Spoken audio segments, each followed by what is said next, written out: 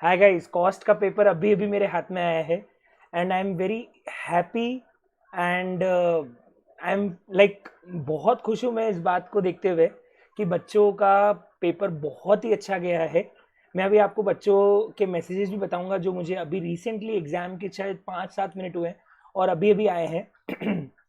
Paper के बारे में बहुत ज़्यादा डिस्कशन नहीं करेंगे क्योंकि आपका अगला पेपर है टैक्स का। तो मैं आपको एक एक क्वेश्चन को बहुत डिटेल में डिस्कशन नहीं करूंगा, लेकिन मैं आपको बता दूं कि मेजॉरिटी का 100% paper is from the notes and the module. अगर आपने जो मैंने एक दिन पहले स्ट्रेटजी में क्वेश्चंस बताए थे, अगर वो सारे क्वेश्चंस अगर आपने किए होंगे तो मुझे ऐसा लगता है कि आप पूरा का पूरा 100 नंबर का पेपर आराम से अटेम्प्ट करके आ सकते थे। सो पेपर बहुत आसान, बहुत ही इजी, बहुत ही बेहतरीन, बहुत ही शानदार पेपर था। पेपर अमेजिंग था। पेपर में बात करें तो पहला क्वेश्चन बहुत ही इजी सिंपल कॉस्ट शीट का था, जिसमें अपने को एक ओवरहेड्स 20% ऑफ वेजेस लेना है, प्रोडक्शन कॉस्ट का 20% सेलिंग डिस्ट्रीब्यूशन लेना है, कंपनी सेल्स पे 25% प्रॉफिट चाहती है। मतलब ये क्वेश्चन जब मैं कॉस्ट शीट करवाता हूँ तो क्लास में एकदम बेसिक्स जब क्वेश्चन कराता हूँ तब इस तरह का क्वेश्चन मैं आपको एग्जाम में मतलब करने के लिए देता हूँ। वो क्वेश्चन पहला नंबर का क्वेश्चन था 5 मार्क्स का। दूसरा question was again very easy. ये ऑपरेटिंग कॉस्टिंग का 5 मार्क्स का क्वेश्चन था, सर्विस सेक्टर कॉस्टिंग का, जिसमें लोन डिपार्टमेंट के खर्चे थे, बस उनको जोड़ के उसका कॉस्ट निकालना था। बहुत ही बेसिक और इजी क्वेश्चन। ईओक्यू का भी बहुत आसान क्वेश्चन था, 5 नंबर का एक क्वेश्चन उसका था और 5 नंबर का एक क्वेश्चन मार्जिनल कॉस्टिंग का था। That was very easy, BP MOS और प्रॉफिट निकालना था। कुछ भी दम वाली बात इस क्वेश्चन में नहीं थी। अगला क्वेश्चन जो है वो ऐसा क्वेश्चन हमारे नोट्स में भी है, ऐसा क्वेश्चन मॉड्यूल में भी है, 2 टियर रेट वाला। कई सालों से इस तरह का क्वेश्चन आया नहीं था, तो कई बार बच्चे बोलते थे सर ये क्वेश्चन आप क्यों डाल के रखे हो नोट्स में भी। नोट्स में मैं बोलता था मॉड्यूल में जब तक है आपको करना ही है। तो ऐसा क्वेश्चन मॉड्यूल में भी था, ऐसा क्वेश्चन नोट्स में भी था, जिसके अंदर 2 रेट्स निकालनी थी, एक विद कंप्यूटर एक विदाउट कंप्यूटर। और वैसे ही क्वेश्चन यहाँ पे आ गया विदाउट रोबोट और विथ रोबोट। तो बहुत ईजी, अगर क्वेश्चन आपने किया होगा तो आपको इस क्वेश्चन को करने में बहुत बिल्कुल दिक्कत नहीं आएगी। इवन जब मैंने आपको पास्ट वो एक दिन पहले एग्जाम के जो क्वेश्चन है उसमें भी ये क्वेश्चन मार्क करवाया था, विद कंप्यूटर विदाउट कंप्यूटर वाला मॉड्यूल का क्वेश्चन था, नोट्स में भी है। Again this question is very easy. Halsey Rowan plan से आपको सारी अर्निंग निकालनी है, time rate, piece rate, Halsey Rowan, basic question, और सिलेक्ट करना है कौन सा प्लान बेस्ट होगा हाल से रोवन में। तो जहां कॉस्ट कम आएगी वो प्लान हमारा बेस्ट हो जाएगा। अगला question again activity based costing का था और ये क्वेश्चन भी मॉड्यूल में है। यस, सिर्फ नाम चेंज किए उन्होंने, बाकी पूरा ऐसा कैसा क्वेश्चन मॉड्यूल में भी है, ऐसा कैसा क्वेश्चन नोट्स में भी है। तो ये क्वेश्चन अगर आपने मॉड्यूल का क्वेश्चन किया होगा तो आपको बिल्कुल दिक्कत नहीं आएगी। मैं जब बाद में डिटेल रिव्यू बनाऊंगा तब आपको एग्जैक्ट बताऊंगा मॉड्यूल में कौन से नंबर का क्वेश्चन है। अभी इतना दिमाग लगाने की जरूरत नहीं है। इसके बाद कॉन्ट्रैक्ट कॉस्टिंग का क्वेश्चन वही वाला है, मेमोरेंडम कॉन्ट्रैक्ट वाला। एक एक डेटा दे रखा है एक्चुअल, एक डेटा दे रखा है एस्टिमेटेड, और सारे खर्चे नोट्स में सेम ऐसा कैसा क्वेश्चन है, सिर्फ नंबर्स अलग हैं। और आपको इसमें वही प्लांट का डिप्रिसिएशन, प्लांट बेचा, इतने का प्लांट आया, और फाइनली कॉन्ट्रैक्ट अकाउंट बना के एस्टिमेट प्रॉफिट निकालना है। क्वेश्चन नोट्स में एग्जैक्टली था। ये क्वेश्चन भी नोट्स में है और ये क्वेश्चन मॉड्यूल में भी है। मॉड्यूल में भी ये क्वेश्चन मिलेगा, एक प्रोसेस का पूरा बन रहा है, फिर दूसरे में जा रहा है, दूसरे का बन रहा है, और फिर यहाँ से फाइनली फिनिश हो रहा है, और कोई स्टॉक नहीं है, process account finish stock account बनाना था। ये क्वेश्चन भी अगेन मेरे दिमाग में कई बार आता है कि सर ये क्वेश्चन कहाँ का है, मार्जिनल के की फैक्टर का, और ये क्वेश्चन नोट्स में है, बस उसमें टी, कॉफी और कार्डमम है, यहाँ पे व्हीट, राइस और मेज कर दिया। ये क्वेश्चन सीए फाइनल में हुआ करता था बहुत पहले, और वहां से मैं क्वेश्चन अपने नोट्स में डाला था। ये क्वेश्चन मॉड्यूल में भी नहीं है, ये क्वेश्चन स्कैनर्स में भी नहीं है, ये क्वेश्चन सीए फाइनल से मैंने अपने नोट्स में डाला हुआ है, और किस्मत से वही क्वेश्चन एग्जाम के अंदर ऐसा का ऐसा आ गया। बस टी, कॉफी, कार्डमम की जगह उन्होंने व्हीट, राइस और मेज यहाँ पे लिख दिया है। ये क्वेश्चन नोट्स में है।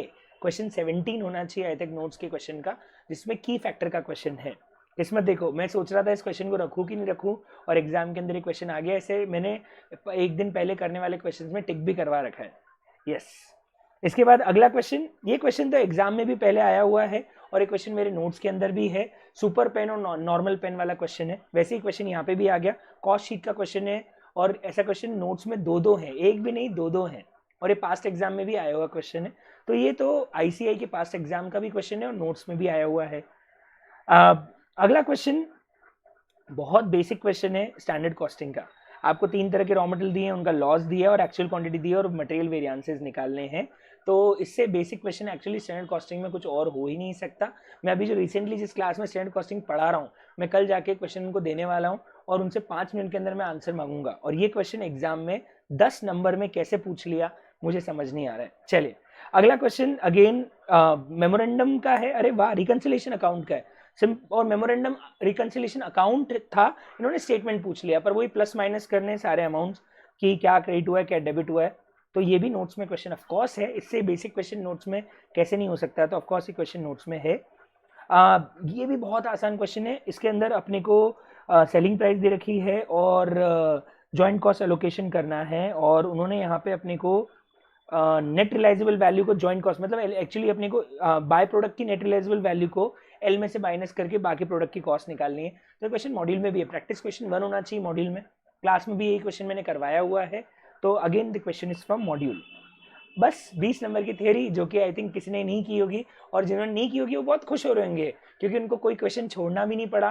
सारे क्वेश्चन मॉड्यूल और नोट्स में से ही थे, तो कोई क्वेश्चन उनको छोड़ना भी नहीं पड़ा। अब मैं इतना खुश क्यों हो रहा हूँ, उसके पीछे का रीज़न ये है कि मुझे इतने सारे एसएमएस आए हैं बच्चों के, तो मैं आपको एसएमएस दिखाना चाहता हूँ कि बच्चे कितने खुश है पेपर देखने के बाद। आपका पेपर आई होप अच्छा ही गया होगा।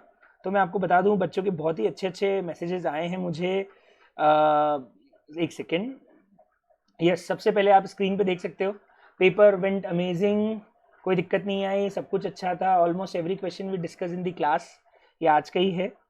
Thank you very much sir, probably not even a single question was out of notes, literally feeling so great, very nice, thank you sir, मज़ा आ गया, बहुत अच्छा क्वेश्चन गया, उनका पेपर गया।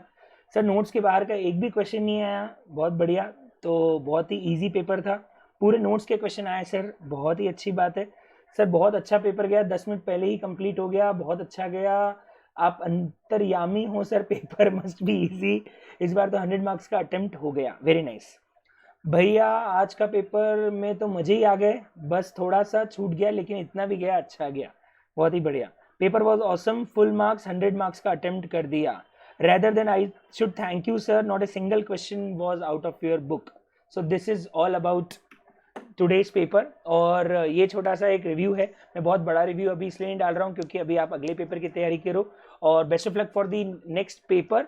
एंड थोड़ी देर में ही मैं आपको टैक्स का जीएसटी का रिव्यू भी डालूंगा, तो उसे बिल्कुल देखिएगा और कमेंट करके ज़रूर बताइएगा कि आपका पेपर कैसा गया है, क्या प्रॉब्लम आपको आई और कैसा लगा आपको पेपर देखने के बाद, कि कहीं जन्नत तो नहीं मिल गई, भगवान से तो नहीं मिल रही है, जो भी हो कमेंट करके बताइएगा। Thank you.